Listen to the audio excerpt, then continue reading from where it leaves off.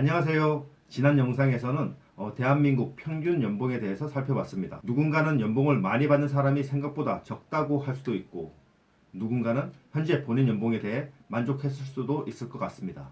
개인적으로는 우리나라 중산층에 속한다고 생각했었는데, 여튼 그럼 오늘은 제약업계 그리고 임상 분야에 대한 연봉은 얼마인지 그리고 어떤지 한번 살펴볼게요. 국내 제약업계의 연봉을 살펴보면 대졸 신입사원의 평균 연봉 범위는 3,500만 원에서 4,650만 원, 그리고 전체 직원의 평균 연봉 범위는 약 6천만 원에서 9천만 원 사이입니다. 현재 우리나라에는 대략 230개의 제약 회사가 존재합니다. 이 중에서 국내 대표 제약사 50곳 중에 부장급 이하 일반 직원들의 평균 연봉은 6,800만 원대로 확인되었습니다. 그 중에서도 연봉이 가장 많은 기업은 삼성바이오로직스였습니다. 유한양행 또한 연봉 8,800만 원으로 높은 수준의 급여를 제공하고 있어 구직자나 이직 희망자들에게 인기가 많은 것 같습니다. 2023년 전체 업종 평균 연봉의 50%에 해당하는 금액은 6,500만 원으로 이를 실수령액으로 환산하면 약 450만 원입니다. 해당 금액은 제약업계에서 어느 정도 수준에 해당할까요? 부장 이하 직원들의 평균 연봉을 조사한 제약사 50곳 중에서 약 22, 그러니까 상위 40% 정도로 꽤 높은 편에 속한다고 볼 수 있겠네요. 연수입이 6,500만 원이라면 제약업계에서는 비교적 높은 연봉에 해당되는 것 같습니다. 그렇지만 외국계 제약사까지 범위를 넓히면 상황이 많이 달라지는 것 같습니다. 금감원 자료에 따르면 2021년 국내 연봉순위 상위 10개 기업은 모두 외국계 제약회사였으며 이 중 GSK 코리아가 1억 5천만 원으로 가장 높은 평균 연봉을 자랑하고 있었습니다. 10위는 한국 룬드백으로 평균 연봉은 9,700만 원 수준이었습니다. 그럼 2023년도에 조사했던 제약업체 50곳의 연봉을 한번 순차적으로 살펴보겠습니다. 네, 지금 슬라이드는 1위부터 10위까지 삼성바이오로직스부터 보령제약까지 그리고 대원제약부터 삼진제약의 연봉 순위입니다. 다음으로 유나이티드 제약부터 대한약품이 30위를 차지하고 있고요. 환희제약이 31위, 바이넥스는 40위를 차지를 하고 있습니다.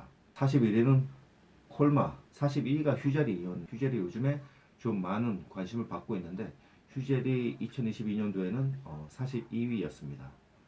그리고 그 뒤를 이어 현대약품, 그리고 50위가 화일약품으로 2022년 조사했던 국내 제약사 50위에 대한 연봉 순위를 살펴봤습니다. 본표는 평균 보수와 월봉은 직원 1인당 기준입니다. 그리고 직원은 미등기 임원을 제외한 부장급 이하 일반 직원 기준이고요. 인건비 총액과 직원수는 미등기 임원에게 지급한 인건비와 인원을 제외한 기준입니다. 그리고 평균 월봉은 해당 연봉을 12개월로 나눈 금액입니다. 네, 지금까지 제약회사 연봉을 살펴봤고요.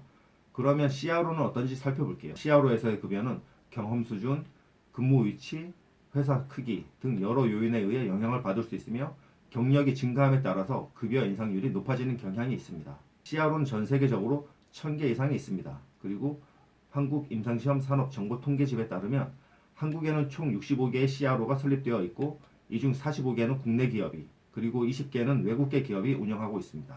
1000여 개의 CRO 중에서도 상위 10개 외자 CRO가 대부분의 임상시장을 차지하고 있습니다. 이에 따라 상위 10개 CRO의 연봉 수준은 높게 책정될 수밖에 없는 상황입니다. 그런데 CRO 연봉이라고 검색하다 보면 이런 표가 자주 보이더라고요. 하지만 해당 금액은 실무 경험자로 볼 때 CRO의 평균 연봉과는 다소 차이가 있어 보입니다. 개인적으로 보자면 제가 CRA로 일을 시작했던 2005년도 초에는 이 직종의 수요가 많지 않고 전문성이 높아서 다른 업종 평균 연봉보다 약 1.5배 이상 높았었습니다. 물론 신입사원도 예외는 아니었습니다. 또한 당시에는 다소 생소한 분야였고 관련 인력도 부족했기 때문에 이직 시장이 매우 활발했었고 실제로 이직 시 20-30% 또는 그 이상으로 연봉을 올려서 이직하는 경우가 많았기 때문에 이러한 현상이 연봉 상승을 부추기는데 일정 부분 연관이 있었던 것도 같습니다. 지금도 임상업종은 이직률이 타 업종 대비해서 높은 직종이기는 하지만 그때는 더 심했던 것 같습니다. 하지만 이직을 통한 연봉 상승이 지속적으로 이루어지지는 않았습니다.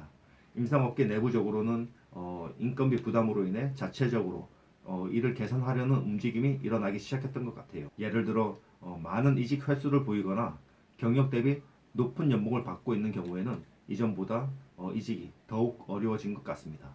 게다가 요즘에는 임상 분야 전반에 걸쳐서 CRA 신입사원 연봉 수준이 다소 비슷하게 맞춰지고 있는 추세인 듯합니다. 따라서 조금 전에 보여드린 표에서 신입사원 연봉은 어느 정도 신뢰성이 있는 것으로 판단됩니다.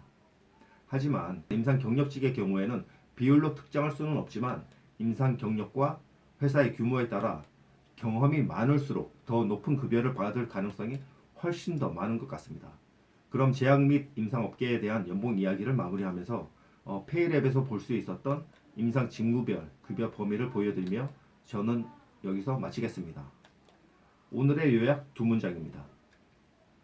우선 자신이 담당하게 될 그리고 자신이 하는 일부터 최선보다는 일단 잘하자. 그러면 연봉은 자연스럽게 따라올 것이다.